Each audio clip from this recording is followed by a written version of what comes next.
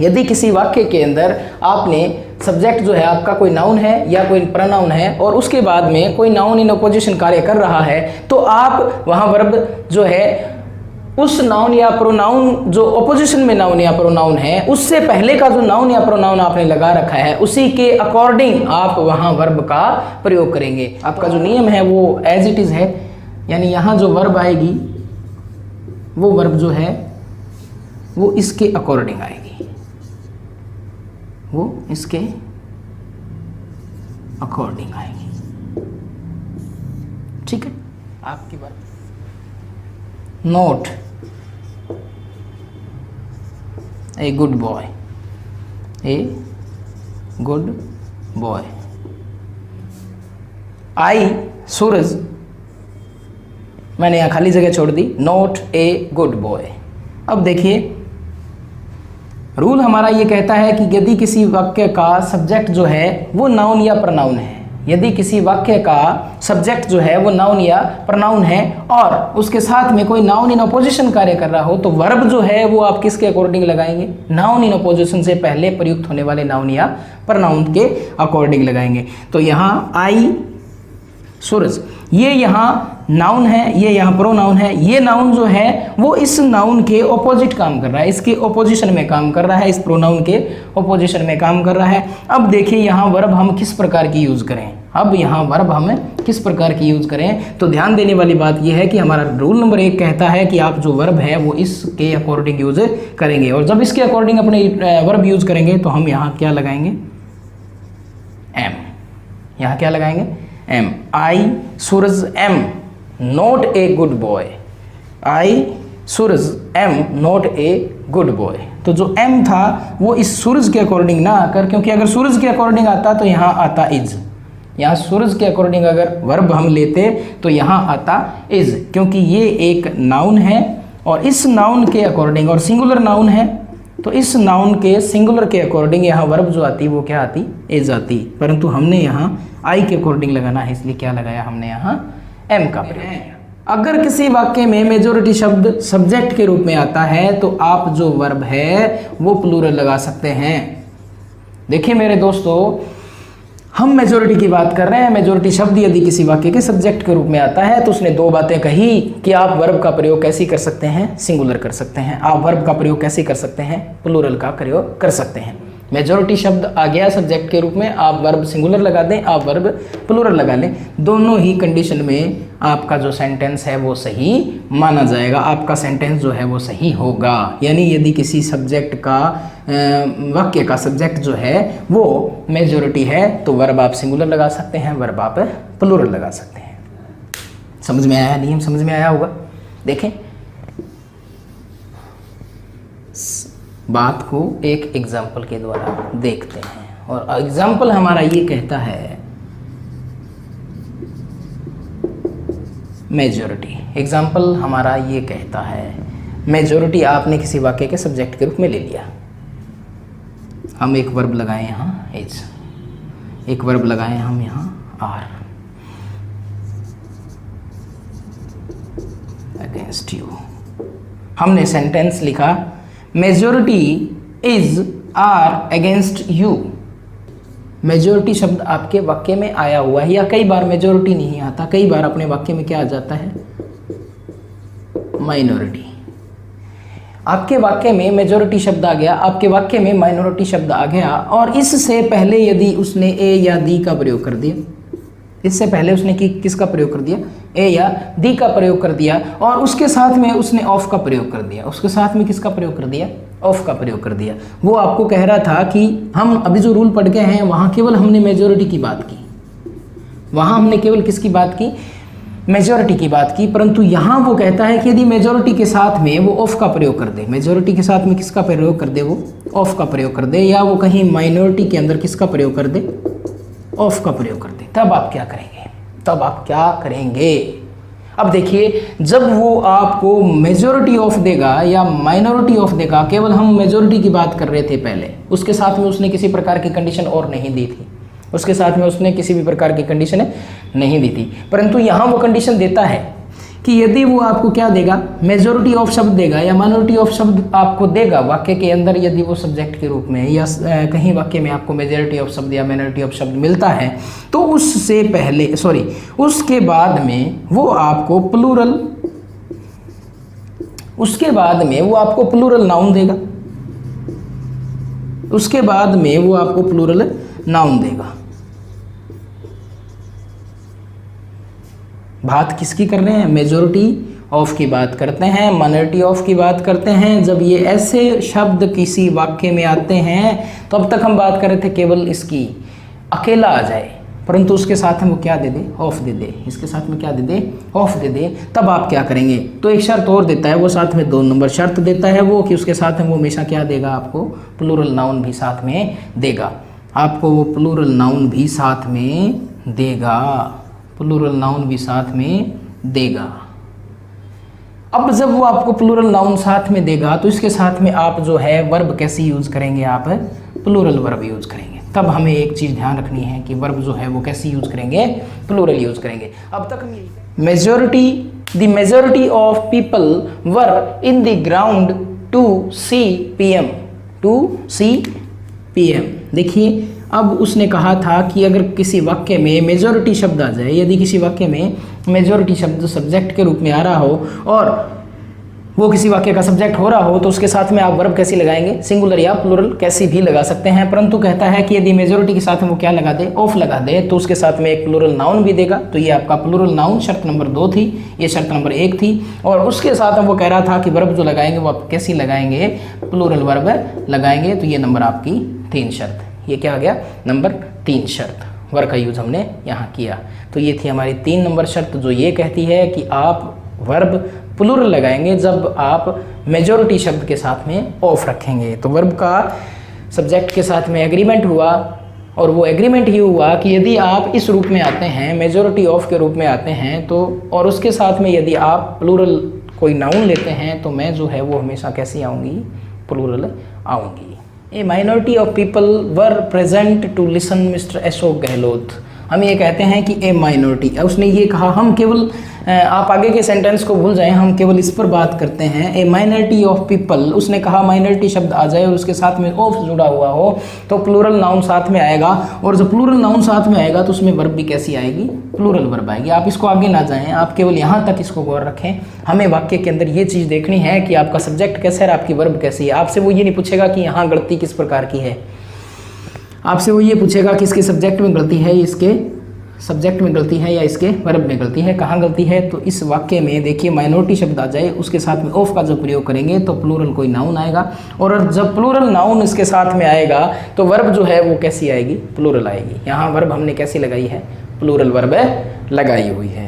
तो यदि किसी वाक्य का सब्जेक्ट इन्फिनिटिव है, यदि किसी वाक्य का सब्जेक्ट इन्फिनिटिव है, तो उसका वर्ब के साथ में क्या एग्रीमेंट है, उसका वर्ब के साथ में एग्रीमेंट है कि वो हमेशा कैसी आएगी, सिंगुलर आएगी। यदि किसी वाक्य का सब्जेक्ट इन्फिनिटिव है, यदि किसी वाक्य का सब्जेक्ट इन्फिनिटिव है, तो उसका वर्ब के साथ में सब्जेक्ट एग्रीमेंट है कि वो कैसी आएगी, सिंगुलर आएगी। और मेरे दोस्तों, इन्फिनिटिव का मतलब होता है 2 प्लस वर्ब की फर्स्ट फॉर्म, 2 प्लस वर्ब की फर्स्ट फॉर्म। जब 2 के साथ में कोई वर्ब की फर्स्ट फॉर्म यूज होती है तो उसको बोलते हैं हम इन्फिनिटिव। क्या बोलते हैं, इन्फिनिटिव। तो ये कहता है कि इन्फिनिटिव, यदि किसी वाक्य के इन्फिनिटिव 2 प्लस वर्ब की फर्स्ट फॉर्म, जब वाक्य स्टार्ट हो किसी 2 प्लस वी फर्स्ट से, जब कोई वाक्य स्टार्ट होता है 2 प्लस वर्ब से, 2 प्लस वर्ब से जब कोई वाक्य स्टार्ट होता है तो उस सब्जेक्ट को या उस प्रकार का ये जो एक रूप बनता है 2 plus verb 2 plus verb 2 plus verb, इस प्रकार से जब कोई वाक्य स्टार्ट होता है और इस प्रकार का ये जो रूप वर्ब ग्रहण करती है तो इसको बोलते हैं इन्फिनिटिव। और ये कहता है कि जब इन्फिनिटिव जब किसी वाक्य का सब्जेक्ट रहेगा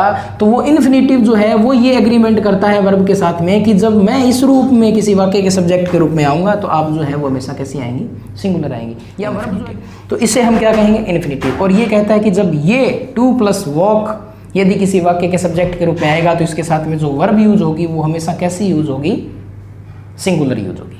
तो to walk is a good exercise. And infinitive. यानी जब दो इन्फिनेटिव, रूल नंबर 3 ही है, इसकी एक विशेष बात करते हैं कि जब हम बात कर रहे थे इन्फिनेटिव की, यदि कोई इन्फिनेटिव वाक्य के सब्जेक्ट के रूप में है तो वहां वर्ब हम लगा रहे थे सिंगुलर, परंतु ये कह रहा है अब इस विशेष नोट के अंदर क्या कहता है, उसमें ये कहता है कि यदि किसी वाक्य का सब्जेक्ट इन्फिनेटिव है और वो एंड से जुड़ा हुआ है किसी दूसरे इन्फिनेटिव से, यानी दो इन्फिनेटिव आपस में एंड से जुड़कर जब किसी वाक्य के सब्जेक्ट के रूप में आ रहे हैं, दो इन्फिनेटिव एंड से जुड़कर जब किसी वाक्य के सब्जेक्ट के रूप में आ रहे हैं, तब वर्ब ने इसके साथ में एग्रीमेंट किया कि तब मैं कैसी आऊंगी, प्लूरल आऊंगी। कैसी आऊंगी? प्लूरल आऊंगी। तो देखिए, दो इन्फिनेटिव जब एंड से जुड़कर किसी वाक्य के सब्जेक्ट के रूप में आएंगे, दो इन्फिनेटिव जब किसी वाक्य के सब्जेक्ट के रूप में जुड़कर आते हैं, किससे? एंड से, तब वो जो वर्ब है वो कैसी लेते हैं? प्लूरल लेते हैं। तब वो वर्ब कैसी लेते हैं? प्लूरल लेते हैं। तो यहाँ हमने वर्ब प्लूरल का जिक्र किया है। क्यों? क्योंकि दो इन्फिनेटिव जो हैं वो एंड से जुड़ रहे हैं। हमने अपनी जब वर्ब सब्जेक्ट वर्ब एग्रीमेंट की जब स्टार्ट किया था, हमने शुरू किया था, तो हमने बात की थी कि जब जो सब्जेक्ट जो हैं वो एंड से जुड़े हुए हों, दो नाउन जो हैं वो एंड से जुड़े हुए हों, तो हम वहाँ जो वर्ब है वो प्लूरल लगा रहे हैं। उसी प्रकार से जब हम प्रयोग करते हैं दो इन्फिनेटिव सब्जेक्ट्स का जो कि एंड से जुड़कर किसी वाक्य के सब्जेक्ट के रूप में आते हैं, तब हम वहाँ प्रयोग करते हैं किसका? प्लूरल वर्ब का। देखिए, to walk and to swim are good exercise. To walk and to swim are good exercise. तो एक ही जुड़े हुए हैं एंड से। तो दो इन्फिनेटिव जब आपस में एंड से जुड़कर किसी वाक्य के सब्जेक्ट के रूप में आएंगे तो वो प्रयोग करेंगे किसका? प्लूरल वर्ब का। और हमने यहाँ लगाया है क्या? प्लूरल वर्ब का यूज हमने यहाँ किया हुआ है। तो वर्ब प्लस आईएनजी। ऐसी कोई कंडीशन जब किसी वाक्य के सब्जेक्ट के रूप में हो तो वो कहलाती है जेरेंड। यानी वी प्लस आईएनजी, यानी verb plus ING. Verb plus ING. Verb plus ING यदि किसी सब्जेक्ट के रूप में आ रहा है किसी वाक्य में और वो अकेला ही आ रहा है, तो वर्ब हमेशा कैसी लेते हैं? सिंगुलर लेते हैं। जैसे मैं यहाँ good exercise, walking is a good exercise. Walking is a good exercise. Walking is a good exercise. तो देखिए, ये जेरेंड, ये आपकी शर्त नंबर 1 और ये आपकी शर्त नंबर 2। तो ये शर्त नंबर 1 पूरी हुई, ये शर्त नंबर 2 पूरी हुई। वॉकिंग जो है वो एक जेरेंड है, इसके साथ में इसने किसका प्रयोग किया? इज का प्रयोग किया। जेरेंड के बाद में हम यूज कर रहे हैं एंड का, और उस एंड के बाद में भी हम किसका यूज कर रहे हैं? जेरेंड का यूज कर रहे हैं। कहने का मतलब अभी हम जो 3 नंबर रूल के अंदर पढ़ के आए हैं वही चीज यहाँ लागू हो रही है कि यदि जेरेंड का यूज करते हैं एज ए सब्जेक्ट तो हम वर्ब लगाते हैं सिंगुलर, परंतु ये कह रहा है कि यदि दो जेरेंड एंड से जुड़कर आ जाएं और वो किसी वाक्य के सब्जेक्ट के रूप में हो तो।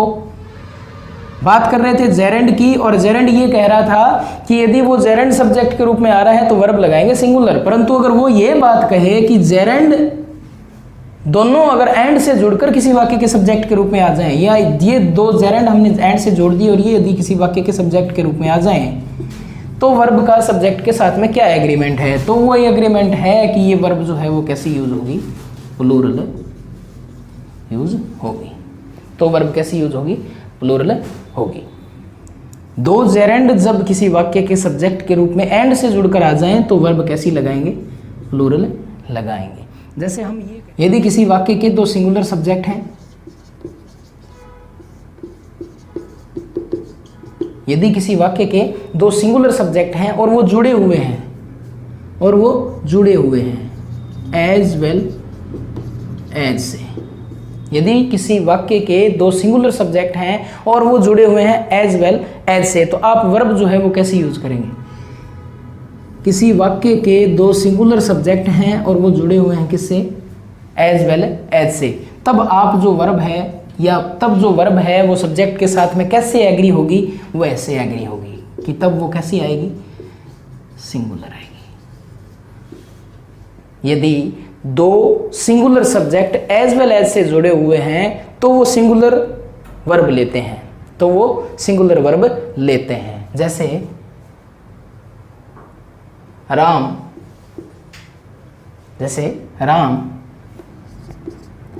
as well as Mohan, Ram as well as Mohan was present in the party. Ram as well as Mohan was present in the party. देखिए इसने कहा कि दो सिंगुलर सब्जेक्ट, एक राम और एक मोहन, एक राम और एक मोहन जुड़े हुए हैं एज वेल एज से।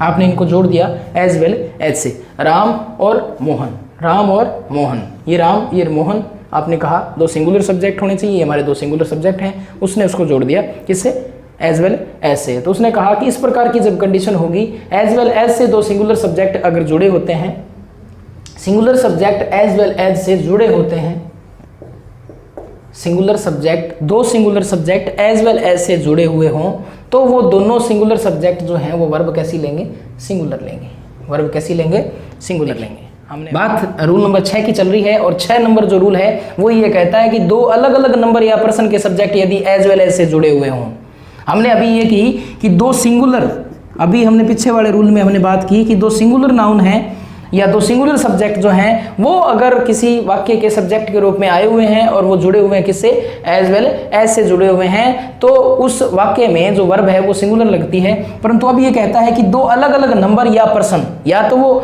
नंबर में अलग हैं या पर्सन में अलग हैं, और वो सब्जेक्ट के रूप में आ रहे हैं, जुड़ किससे रहे हैं, एज वेल एज से जुड़ रहे हैं। दो अलग अलग नंबर या पर्सन के सब्जेक्ट, दो अलग अलग नंबर या पर्सन के सब्जेक्ट यदि एज वेल एज से जुड़ कर आ रहे हैं, तो वर्ब जो है, जो आप वर्ब यूज कर रहे हैं, जो आप वर्ब यूज कर रहे हैं, वो वर्ब जो है वो एज वेल एज से पहले, एज वेल एज से पहले वाले नंबर और पर्सन के अकॉर्डिंग लगाते हैं। यानी आपने एज वेल एज से पहले जो नाउन या आपने जो प्रोनाउन लगाया है उसके नंबर और पर्सन के अकॉर्डिंग यूज करनी है।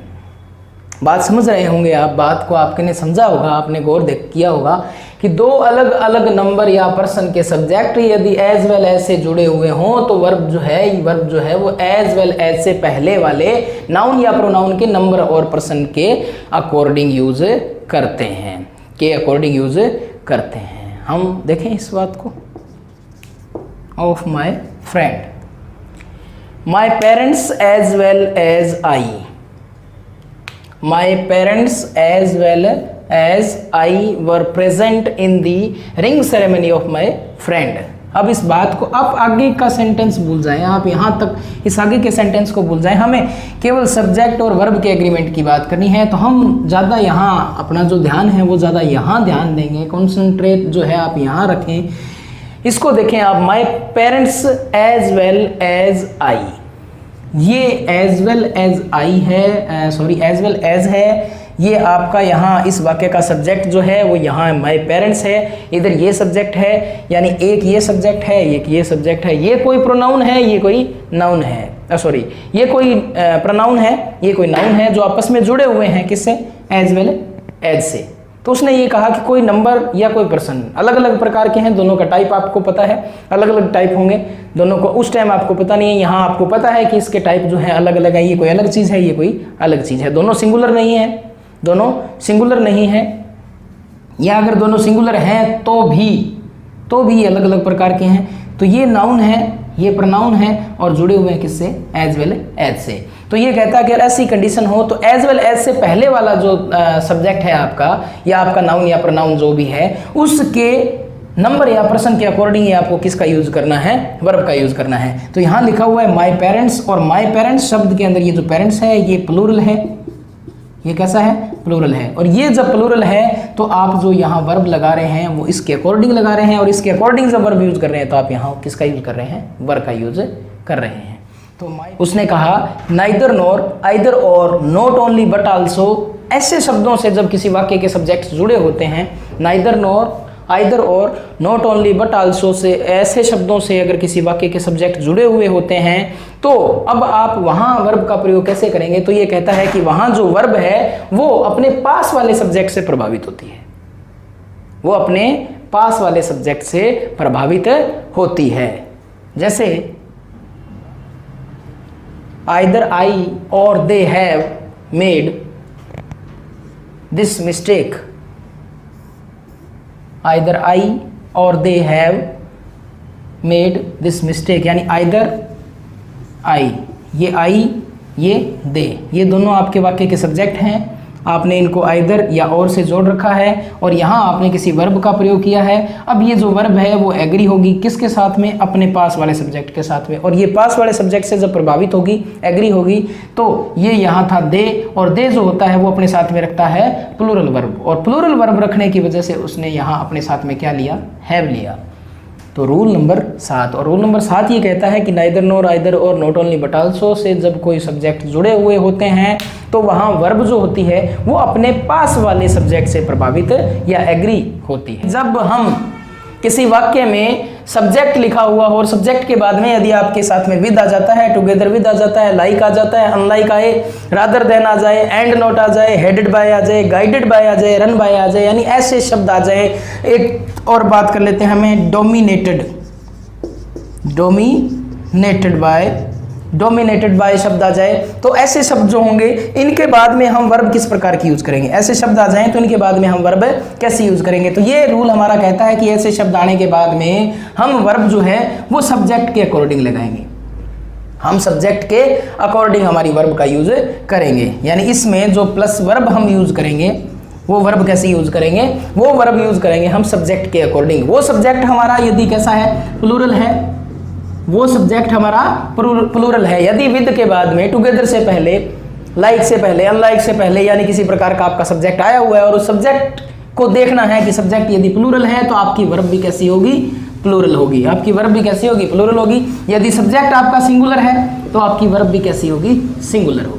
तो रूल नंबर, हम जिस रूल की बात कर रहे हैं वो रूल ये कहता है कि यदि किसी सब्जेक्ट के बाद में, और यहाँ सब्जेक्ट कौन है आपका, दी प्राइम मिनिस्टर, यहाँ आपका सब्जेक्ट कौन है, prime minister. The prime minister with all of his ministers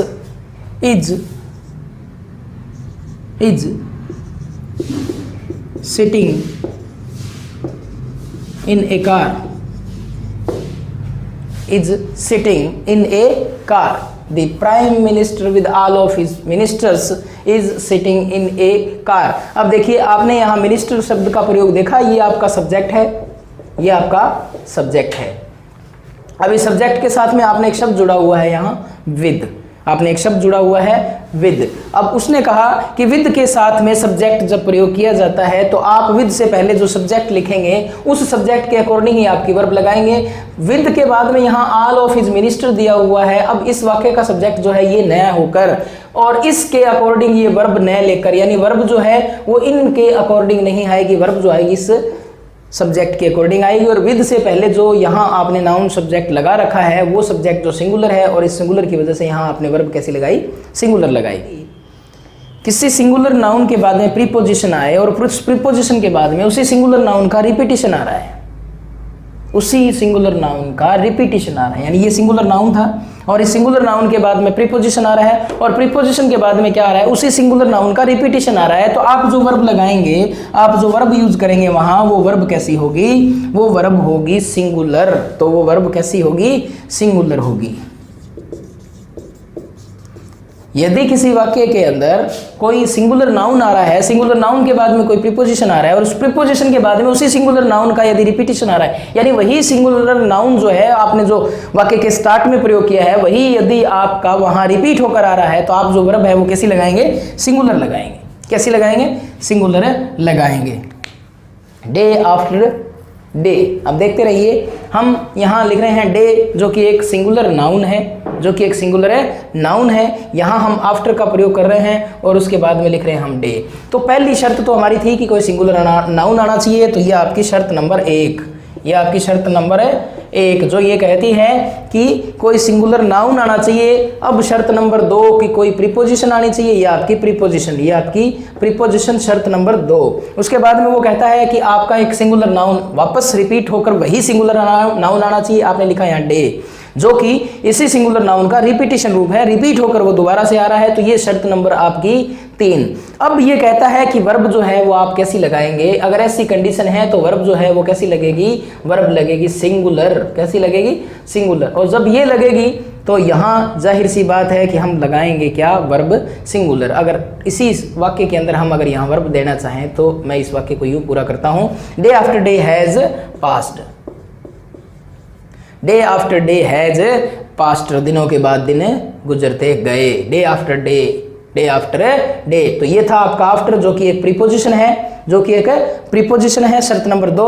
ये था आपका सिंगुलर नाउन, ये शर्त नंबर आपकी 1 ये थी। अब इसका रिपीट होकर यहाँ शर्त नंबर 3 बनी, ये यहाँ सिंगुलर नाउन वापस रिपीट होकर आया और उसने कहा कि वर्ब जो आप लगाएंगे वो कैसे लगाएंगे, सिंगुलर लगाएंगे। तो ये नंबर आपकी शर्त 4 क्या कहता है कि हूँ, विच, दैट, यदि ये किसी वाक्य के अंदर रिलेटिव प्रोनाउन के रूप में आते हैं तो वर्ब जो होती है वो इनसे पहले प्रयुक्त होने वाले नाउन या प्रोनाउन के नाउन के नंबर या पर्सन के अकॉर्डिंग आती है। यदि वो नाउन या वो जो नाउन है उसका नंबर जो है वो प्लूरल है, कैसा है, प्लूरल है, ठीक है, या सिंगुलर है, तो उसके अकॉर्डिंग आपकी वर्ब आएगी। यदि वो सिंगुलर है तो वो सिंगुलर आएगी, अगर वो प्लूरल है तो प्लूरल आएगी। आप इसको नोट करें, आप इसको नोट करें, आपने साथ साथ में नोट कर भी लिया होगा। हूँ, विच, दैट, यदि ये किसी वाक्य के अंदर रिलेटिव प्रोनाउन के रूप में आते हैं तो वर्ब इनसे पहले प्रयुक्त होने वाले नाउन के नंबर और पर्सन के अकॉर्डिंग आती है। तो वर्ब जो है वो इसके इन शब्दों के पहले प्रयुक्त होने वाले नाउन के नंबर और पर्सन के अकॉर्डिंग आती है। A boy who is playing, a boy who is playing in the garden was my brother, a boy who is playing was my brother। देखिए आपने, इसने ये कहा कि कोई हूँ, which, that शब्द जो हैं वो वाक्य में आए हुए हैं और वो किसी रिलेटिव प्रोनाउन का प्रयोग कर रहे हैं, यानी ये जो शब्द है वो इस ए बॉय शब्द को रिलेट कर रहा है इस वाक्य के साथ। A boy who is playing, एक लड़का जो खेल रहा था, कहाँ, गार्डन के अंदर, यानी इस शब्द ने इस शब्द को इस पूरे वाक्य के साथ में रिलेट किया और इस वजह से ये रिलेटिव प्रोनाउन हुआ। और ये कहता है कि रिलेटिव प्रोनाउन जब किसी वाक्य के अंदर आते हैं तो आपको देखना है कि उस वाक्य से पहले सब्जेक्ट कैसा आया, वो उससे पहले नाउन है कैसा आया, उसी के अकॉर्डिंग आप क्या लगाएंगे, वर्ब का प्रयोग करेंगे।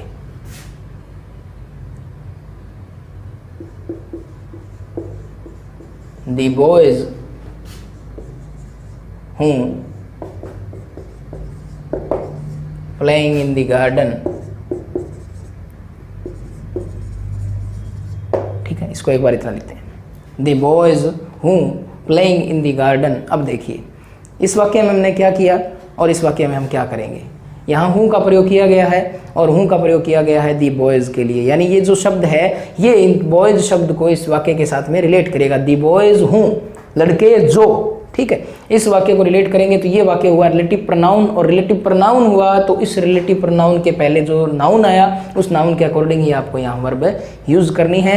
तो यहाँ ऑप्शन मैं नहीं लिख रहा हूँ, इस वाक्य को अपने पूरा करते हैं। द बॉयज़ हूँ आर, द बॉयज़ हूँ आर, या इसको हम पास्ट में लिखें तो बॉयज़ हूँ वर, द बॉयज़ हूँ were playing in the garden, बच्चे जो कि गार्डन में खेल रहे थे। अगर इसी वाक्य को हम इसकी तरह आगे लेकर जाएं तो वर my brothers, were my brothers, इस वाक्य को ऐसे लिख सकते हैं। तो वर्ब हमने कैसे यूज़ की, प्लूरल यूज़ की, यानी यदि कोई relative pronoun who, which, that यदि किसी वाक्य में आ रहे हैं और उनसे पहले कोई नाउन आ रहा है तो आपको देखना है कि वो रिलेटिव प्रोनाउन जो है वो रिलेशन का काम कर रहे हैं अगर, तो हम क्या करेंगे, उससे पहले आने वाले नाउन के अकॉर्डिंग उसकी वर्ब का प्रयोग करेंगे। यदि किसी वाक्य के अंदर वन ऑफ शब्द आ रहा है और वन ऑफ शब्द के तुरंत बाद में कोई प्लूरल नाउन आ रहा है या प्लूरल प्रोनाउन आ रहा है,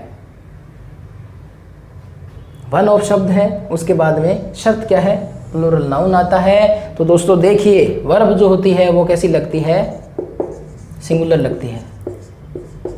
वर्ब कैसी लगेगी, सिंगुलर लगेगी। यदि किसी वाक्य के अंदर वन ऑफ शब्द आता है, यदि किसी वाक्य के अंदर क्या आता है, वन ऑफ से कोई वाक्य स्टार्ट हो रहा है और उसके तुरंत बाद में प्लूरल नाउन या प्रोनाउन आ रहा है, परंतु वर्ब जो लगाएंगे वो कैसी लगाएंगी, सिंगुलर लगाएंगे। तो देखिए प्लूरल नाउन या प्रोनाउन आने के बाद में भी हम वर्ब कैसे यूज करेंगे, सिंगुलर यूज करेंगे। रूल नंबर 5 हमारा, और रूल नंबर 5 ये कहता है कि यदि किसी वाक्य में वन ऑफ आ रहा है, यानी वन ऑफ से कोई वाक्य स्टार्ट हो रहा है और उस वन ऑफ के बाद में यदि कोई प्लूरल नाउन आ रहा है, प्लूरल प्रोनाउन आ रहा है, तो भी आप वर्ब कैसे यूज करेंगे, सिंगुलर यूज करेंगे।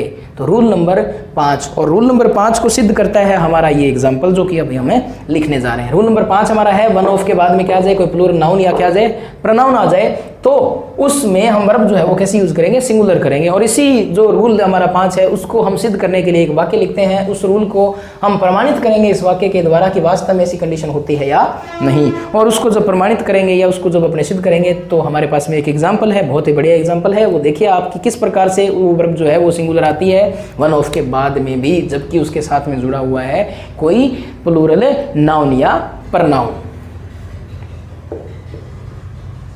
One of them, rule number 5 था। रूल नंबर 5 की एक शर्त थी कि वन ऑफ आपके वाक्य के सब्जेक्ट के रूप में आना चाहिए, आपके वाक्य के सब्जेक्ट के रूप में आना चाहिए, उसके साथ में कोई प्लूरल नाउन या प्रनाउन आना चाहिए। तो आपका ये था वन ऑफ, और ये था नंबर 2 आपका प्लूरल प्रनाउन है। ये आपका वन ऑफ दिया हुआ है, शर्त नंबर 1 दी है, ये शर्त नंबर आपकी 2 नंबर दी हुई है। अब फिर ये कहता है कि अगर इस प्रकार की कंडीशन हो तो भी आप यहाँ इसके साथ में जो वर्ब लगाएंगे वो सिंगुलर लगाएंगे। तो मैं इस वाक्य को जब पूरा करूंगा तो मेरे पास एक एग्जाम्पल है, और मैं इस एग्जाम्पल को यूँ लिखता हूँ कि one of them is coming here. मैं इस वाक्य को यूं पूरा करूंगा कि one of them is coming here. इस वाक्य को मैं यूं पूरा करूंगा कि one of you is wrong,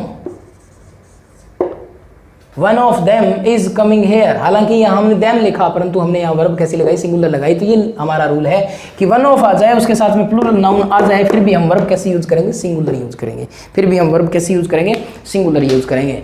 one of का प्रयोग किया हमने, और वन ऑफ का प्रयोग करने के बाद में भी उसके साथ में हमने प्लूरल नाउन लगाया, प्लूरल नाउन या प्रोनाउन, प्लूरल प्रोनाउन लगाया हमने, प्रोनाउन के बाद में हमने यहाँ इज लगाया। तो देखिए शर्त थी यदि ऐसी कंडीशन हो तो भी हम वर्ब कैसे लगाएंगे, सिंगुलर लगाएंगे। वन ऑफ यू, और यू आपको पता है प्लूरल सब्जेक्ट है या प्लूरल नाउन है या प्रोनाउन है, आप इसको भूल जाएं, एक बार नाउन या प्रोनाउन को भूल जाएं।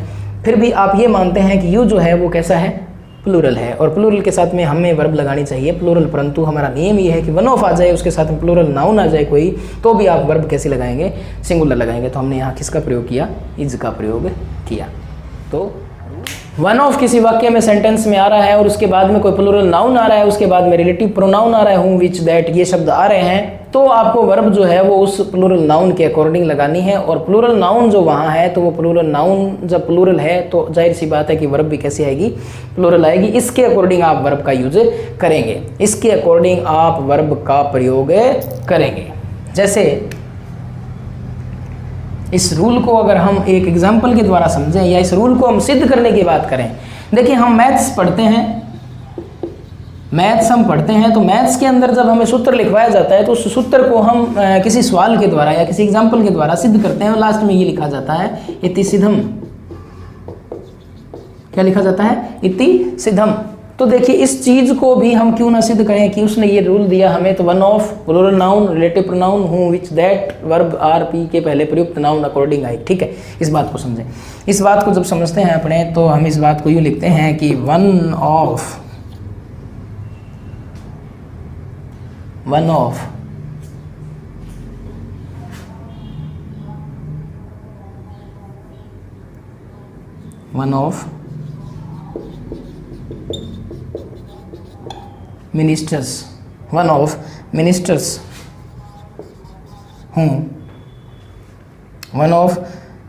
मिनिस्टर्स, हूँ, इस बात को हम इतना ही लिखते हैं एक बार और इस बात को आगे समझने की कोशिश करते हैं। देखिए पहले तो हम इस सेंटेंस को इतना ही लिखते हैं और इस सेंटेंस को समझने की कोशिश करते हैं।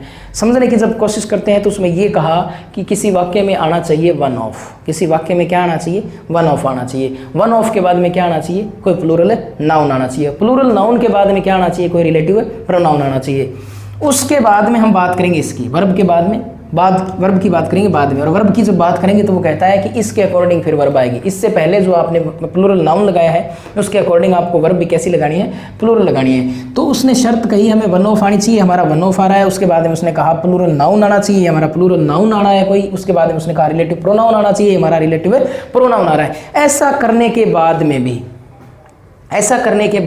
आपको यहाँ वर्ब, अभी हम कर रहे थे वन ऑफ के बाद में चाहे कुछ भी आए, वन ऑफ के बाद में यहाँ प्लूरल आएगा, तब आपको वर्ब लगानी है सिंगुलर। 5वां रूल, छठा रूल उससे रिलेटेड था, हमने इसलिए साथ में किया। उसमें वो कह रहा था कि वन ऑफ आए उसके साथ में आपको जो वर्ब आपको नाउन या प्रोनाउन मिलेगा वो कैसा मिलेगा, प्लूरल मिलेगा, परंतु आप जो होता है वर्ब जो है उसमें क्या लगाएंगे, सिंगुलर लगाएंगे। परंतु उसने शर्त यहाँ एक और डाल दी कि वो कंडीशन सेम की सेम कंडीशन है यहाँ, परंतु उसने कंडीशन एक और अप्लाई कर दी इसी के साथ में, और वो थी रिलेटिव प्रोनाउन की, वो थी रिलेटिव प्रोनाउन की। यदि रिलेटिव प्रोनाउन आएगा तो अब आप वर्ब जो है वो कैसे यूज करेंगे, तब आप इस सब्जेक्ट के अकॉर्डिंग वर्ब यूज करेंगे। आप वर्ब जो है वो इस सब्जेक्ट के अकॉर्डिंग यूज करेंगे। यदि सब्जेक्ट आपका प्लूरल है तो वर्ब आप कैसी लगाएंगे, प्लूरल लगाएंगे, अन्यथा सब्जेक्ट आपका सिंगुलर है तो आप वर्ब कैसी लगाएंगे, सिंगुलर लगाएंगे। कैसी लगाएंगे, सिंगुलर लगाएंगे। तो वन ऑफ द मिनिस्टर्स हूँ, वन ऑफ द मिनिस्टर्स हू वर, हम इस वाक्य को यूं पूरा करना चाहें, one of the ministers who were given special department,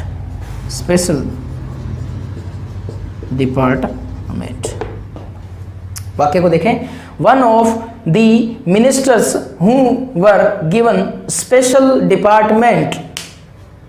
हमारा 6 नंबर जो रूल था उसकी ये हमारी पहली शर्त बन रही थी, वन ऑफ आना चाहिए, उसके बाद में उसने कहा प्लूरल नाउन आना चाहिए, हमारी शर्त नंबर 2 आ रही है।